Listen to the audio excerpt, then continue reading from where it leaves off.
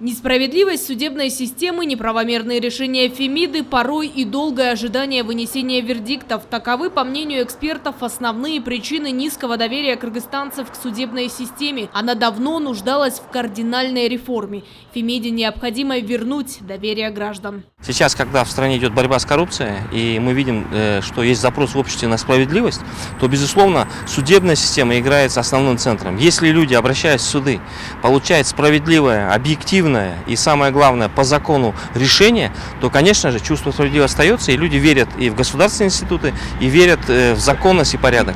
Плюс это поднятие правовой культуры. Завершение судебной реформы – это является одним из важнейших направлений. Реформирование судебной системы в последние годы проходит поэтапно. Неустанно совершенствуется законодательство, приняты новые законы и кодексы. Второй момент – кадры. Судейский корпус изменен. Продолжается планомерная работа и по обновлению материально-технической базы. Комплексное решение проблем обеспечения доступности, открытости и прозрачности правосудия. Основной целью введения этих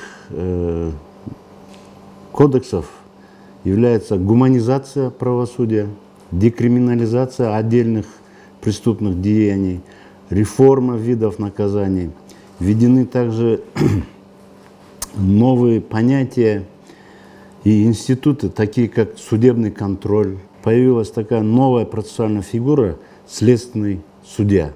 Несмотря на пандемию, все мероприятия в рамках судебно-правовой реформы должны быть проведены и завершены в срок. Такое поручение дал президент Сооронбай Жээнбеков на рабочем совещании с участием членов экспертной группы и руководителей профильных госорганов, включая Верховный суд и Генпрокуратуру. Глава государства особенно подчеркнул необходимость скорейшей реализации единого реестра преступлений и проступков в части судебного и судебно-исполнительного блоков и пробации, добавив, что ЕРПП является ключевым элементом всей реформы, от которой зависит ее эффективность. Президент напомнил, что до внедрения ЕРПП зачастую наблюдались факты фальсификации статистики, что приводило к сокрытию информации о преступности, нарушениям прав человека и коррупции, а это вкупе негативно отражалось на доверии граждан к правоохранительной и судебной системам. К слову о цифровизации. Усилена работа по внедрению аудио- и видеофиксации во всех залах судебных заседаний и электронного дела производства, когда весь документооборот будет храниться в цифровой базе. На этот год запланировано оборудовать системой видеофиксации более 70 залов суда. Наши правоохранительные, правоприменительные органы на сегодняшний день обеспечиваются дальнейшим материально-технической базой. Так, например, произведены все уже ремонты в органах судах нашей Кыргызской республики, но необходимо еще обеспечивать другими материально-техническими ресурсами.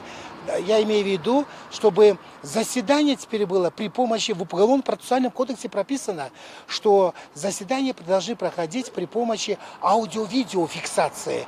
Вот в связи с этим у нас есть суды, где используются уже аудио-видеофиксации.